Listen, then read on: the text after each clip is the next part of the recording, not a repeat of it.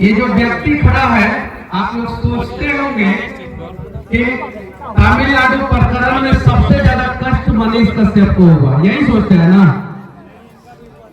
यही सोचते हैं ना। अगर मेरे से भी ज्यादा किसी को कष्ट हुआ तो वो आपके सामने खड़े हैं, आप लोगों के सामने खड़े हैं। इनकी कहानी आप लोग दिखाइए, मेरी कहानी दिखाइए या मत दिखाइए, इनकी कहानी दिखानी जरूरी है। मैं अपने नानी को खो दिया, हालांकि इलाज उलाज कराता तो 2-3 साल और जीती, 4 साल जीती, 5 साल जीती, उससे ज्यादा मेरी नानी नहीं जिंदा रहती। उससे मुझे पता है, मेरी नानी मुझसे बहुत प्यार करती थी और मैं जेल में था तो मुझे इस बात का डर था कि मैं अंदर रहूं और नानी मेरी मर जाए तो मैं नानी को नहीं देख पाऊंगा। ये चीज है। मेरे घर का कुर्की हुआ आप लोगों ने देखा होगा, लेकिन अगर मेरे से भी ज्यादा कोई कष्ट झेला जेल के अंदर, कोई प्रताड़ित हुआ, तो वो आप लोगों के सामने खड़े हैं। इनका नाम राकेश तिवारी है, नौबतपुर के। ये जब इनको जो है 41-42 कितना के नोटिस कहा जाएगा, 41A के तहत नोटिस दिया गया। उसके तहत होता है कि हम आपसे जवाब सवाल पूछेंगे, तो आइए ना जवाब सवाल पूछिए ना। चले गए बेचारे, 41A के तहत नोटिस दिया गया, ये गए, सवाल पूछा गया, इन्होंने जवाब दिया। उसके बाद इनको फिर मौका देना चाहिए था, क्योंकि 41A के तहत आप बुलाएं, संवैधानिक अधिकार है, आप बुला सकते हैं और लोग जाके जवाब सवाल दे सकते हैं। इनको गिरफ्तार कर लिया गया। क्या कर लिया गया? गिरफ्तार। एक बार सब लोग बोलिए, क्या कर लिया गया? गिरफ्तार। इन्होंने अधिकारी से बोला, अपने अधिकारी से बोला, क्या बोला? कि अगर आप हमको जेल भेजेंगे तो मेरे घर में कोई मर जाएगा। क्या बोला इन्होंने?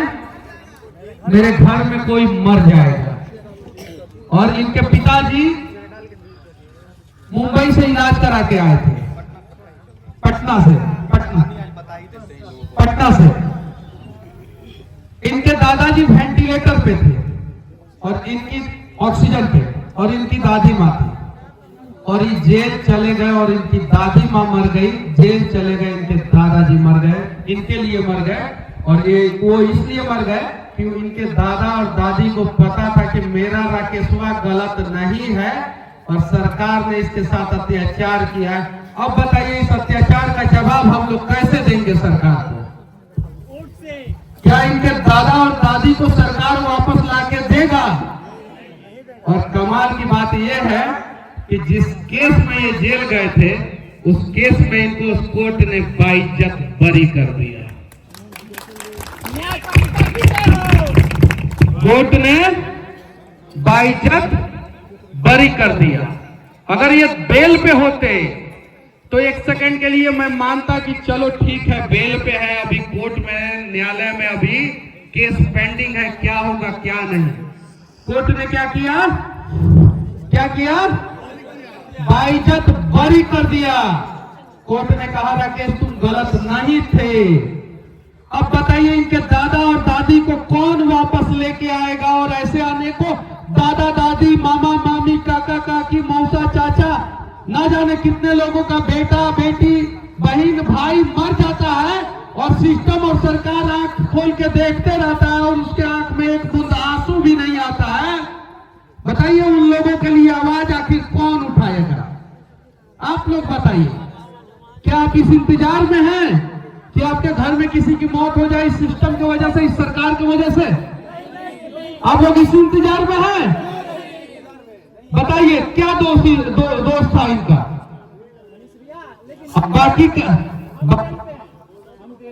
बाकी कहानी जो है वो राकेश भाई बताएंगे कि इनके साथ क्या हुआ था, कैसे हुआ था, और आज जो है कोर्ट ने इनको बाइज्जत बरी कर दी है। बताइए। देखिए इस केस के बारे में आज से पहले हमने कभी कुछ नहीं बोला है। जिस समय केस हुआ था उस वक्त भी बहुत सारे लोग आरोप लगाते हैं कि मनीष कश्यप ने ये बोला, इसलिए इनको इतना दिन रखा गया, ये किया वो किया। लेकिन हम आज तक इस केस के बारे में कुछ नहीं बोले थे। अरेस्ट होने के बाद भी, जेल से निकलने के बाद भी, और आज बोल रहे हैं, पूरी कहानी बता रहे हैं। सुनने के लिए तैयार है ना? 5 मिनट का समय लेंगे, समझे? और आज का दिन जो है ना वो भी बहुत खास है, क्योंकि आज ही का वो दिन है। पिछले वक्त 9 मार्च को मुझे जेल भेजा गया था। आज के दिन ही मुझे जेल भेजा गया था। और मेरे घर की स्थिति क्या है वो मैं बता देता हूं। मेरे पापा को महावीर कैंसर संस्थान से मैंने पटना में ही ऑपरेशन करवाया था और वो घर पे थे, बेड रेस्ट पे थे। मेरे दादाजी 3 साल से ऑक्सीजन सिलेंडर के जरिए जी रहे थे, यानी मेरे घर पे सारा व्यवस्था था और घर पे ही ऑक्सीजन सपोर्ट पे वो जिंदा थे। यानी उनको किस तरह से देख रेख की जरूरत होगी आप लोग समझ सकते हैं। मेरी दादी गिर गई थी, कुल्हा टूट गया था और उनका सारा क्रियाकलाप बेड पे। घर में करने वाली बस एक मेरी माँ थी और एक हम थे जो बाहर का दवा वगैरह ला के देते थे। मेरे चाचा जी अपने 12 साल के बेटे को लेकर मुंबई के टाटा कैंसर हॉस्पिटल में इलाज करवाने गए थे और ऐसे में मुझे नोटिस भेजा गया और होली के दिन बुलाया गया। आप लोग बताइए होली के दिन कौन बुलाता है पूछताछ के लिए? होली के दिन बुलाया गया। मेरे चाचा ही जाके बात किए, उसके बाद उन्होंने 1 दिन का समय लिया। 1 दिन बाद हम खुद गए। मेरे ऊपर कोई भी पहले से मुकदमा नहीं था, पहले से मेरे ऊपर कोई केस नहीं था, किसी तरह का मैंने कोई काम ही नहीं किया। सच कहूं तो मैं वीडियो बस शौक के लिए बनाता था, कहीं कुछ गलत हो रहा है, कहीं कोई भ्रष्टाचार है उसके खिलाफ बोलता था। अच्छा, बाकी मेरी पढ़ाई चल रही थी और मेरा यही था, परिवार वालों का भी यही था कि हम पढ़ लिख के कहीं एक नौकरी कर लें। लेकिन मुझे बुलाया गया, मैं गया। मैं इसलिए गया कि मेरे घर पे पुलिस वाले ना जाए, क्योंकि मेरे घर पे अगर पुलिस वाले जाएंगे तो 3 पेशेंट मेरे घर पे थे और उन लोगों के साथ क्या होगा आप सोच सकते हैं। उनके बारे में सोच के मेरे ऊपर क्या बीत रहा होगा वो आप सोचिए। मैं गया, मेरे से पूछताछ होने लगी। मुझसे कैमरा मांगा गया, मैं कैमरा दे दिया। मेरे से मोबाइल मांगा गया, मैं मोबाइल दे दिया। मेरे से जो पूछा गया मैं सब कुछ, मुझे जो पता था मैंने बताया। फिर भी मुझे गिरफ्तार कर लिया गया। मैं गिड़गिड़ाता रहा, रोता रहा और मुझे मेरे जीवन में मुझे याद ही नहीं है कि आज तक मैं किसी के सामने रोया हूं। खूब रोया, खूब गिड़गिड़ाया। मैंने कहा कि अगर मुझे जेल भेज दीजिएगा तो मेरे घर पे किसी न किसी एक का जो है डेथ हो जाएगा। और मुझे पता था कि कोई एक जो है मेरे घर पे इस दुनिया को छोड़ के चला जाएगा। लेकिन उन लोगों ने नहीं सुना, पता नहीं किसके प्रेशर में। उन लोगों को सोचना चाहिए वो पढ़ लिख के जो है इस जगह पे पहुंचे थे, लेकिन फिर भी पता नहीं किसके दबाव में। वो पढ़ाई क्या जब किसी के दबाव में आपको काम करना पड़े, लेकिन फिर भी वो लोगों ने भेजा। मैं जेल गया। जेल में हम पहली बार जेल गए थे। वहां किसी तरह से हम एडजस्ट करके 10-15 दिन बिताए। लग रहा था कि अब निकल जाएंगे। अचानक एक दिन शाम में जो है खबर आती है, पुलिस वाले आके बताते हैं कि बाहर एक डेड बॉडी आया हुआ है। अब सोचिए मेरे ऊपर क्या बीता होगा। मैं बाहर जाता हूं तो देखता हूं कि मेरी दादी का डेथ हो चुका है और डेड बॉडी जेल में आया हुआ है। अब आप लोग सोचिए कि मेरे घर में आज तक कोई पुरुष जेल में नहीं गया था मेरे से पहले, और मैं वो अभागा पोता हूं कि मैंने अपनी दादी को, जो महिला है, उनको जेल में आने पे मजबूर कर दिया, वो भी मरने के बाद। मरने के बाद मेरी दादी जेल में आई और बाहर से ताला लगा, और ताला लगने के बाद यदि मेरी दादी कैद हुई, बेऊर जेल में बंद हुई। उसके बाद मैंने कंधा दिया और तब मेरी दादी वहां से जो है उनको ले जाया गया और दाह संस्कार वगैरह हुआ। और ये सब कुछ बीता, मैंने सब कुछ कहा। जेल के आने के बाद कुछ दिनों के बाद मेरे दादाजी का भी स्वर्गवास हो गया। वो भी चिंतित थे, क्या उन पे बीत रहा होगा आप सब लोग जान रहे हैं। मेरे पिताजी के ऊपर क्या बीत रहा होगा, उनका जवान बेटा जेल में है, उनकी माँ का डेथ हो रहा है, उनके पिताजी ऑक्सीजन पे है। वो चाह के भी एक दवा तक नहीं ला सकते हैं क्योंकि उनका खुद का ऑपरेशन हुआ है।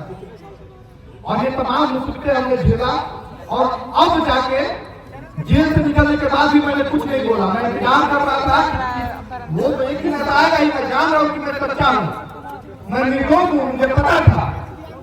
और वो एक दिन आता है जब न्यायालय से मुझे दोष मुक्त कर दिया जाता है।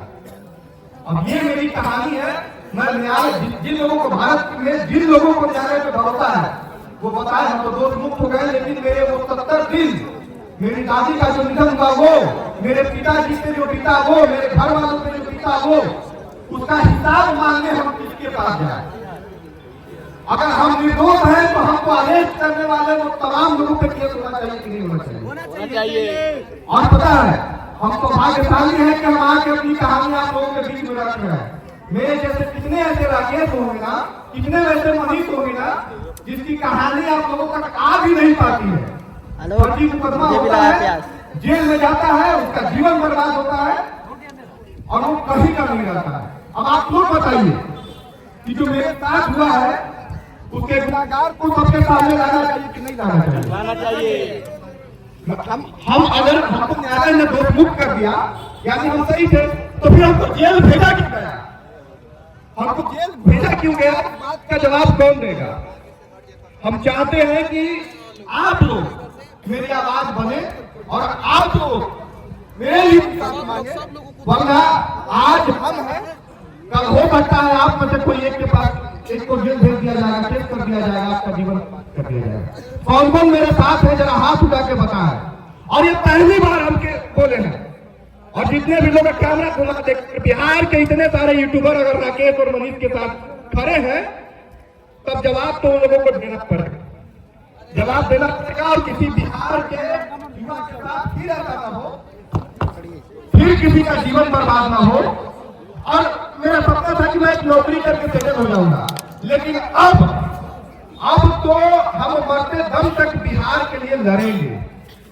जिस चीज के लिए हमने अपने दादी को खोया है, जिस चीज के लिए हम अपने परिवार वालों को तड़पता हुआ देखे हैं, उसके लिए अब लड़ेंगे, बिहार को बदलेंगे। और कहते हैं ना, हाथी चींटी वाला आप लोगों ने सुना होगा कहानी, हम वो चींटी बन के ना हाथी को बेचैन कर देंगे, ये बात याद रखिएगा। हम जान रहे हैं कि हम बहुत छोटे हैं, लेकिन तैयार तो छोड़ेंगे नहीं, जब तक है तब तक छोड़ेंगे नहीं। हम बस यही जानते हैं कि हम सही हैं, और सही हमको न्यायालय ने कह दिया, तो वो हमारे से पहले हमारा सारा वीडियो उठा के देख लीजिए। ना किसी पार्टी से मतलब था, ना किसी राजनीति से मतलब था, ना किसी जाति से मतलब था, सबके लिए हम वीडियो बनाते थे। फिर भी मेरे साथ ये सब कुछ हुआ। तो आज पहली बार आप लोगों के बीच में हमने अपनी बात को रखा है, और अब आप लोग अपने अपने प्लेटफॉर्म के जरिए बात रखें, और अब छोड़ेंगे नहीं। लड़ाई लंबी चलेगी, लेकिन छोड़ेंगे नहीं।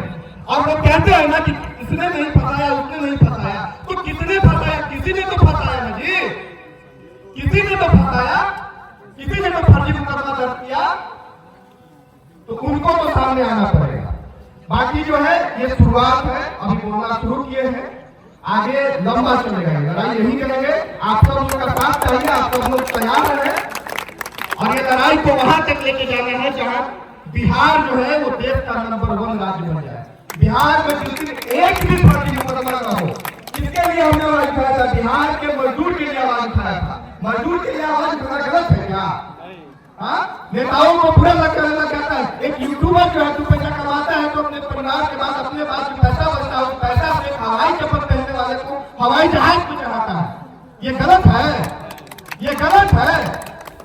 अगर नहीं है तो आप सब लोग इसी बात को डर है नेताओं को। बड़े बड़े लोगों को तो सेटल कर देते हैं, कंपनी वाले लोगों को सेटल कर देते हैं, हम लोग लिफाफा नहीं लेते हैं। इस बात का दुख है।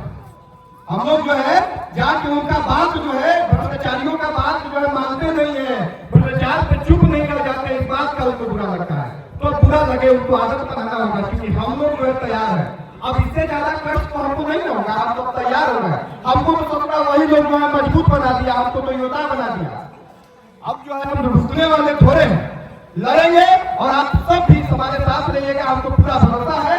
बाकी जो है यूट्यूब के लिए जो सम्मान समारोह है, और ये सिलसिला भी जारी रहेगा। हम सब लोग हमेशा बैठते रहेंगे, आपस में बात विचार होते रहेगी।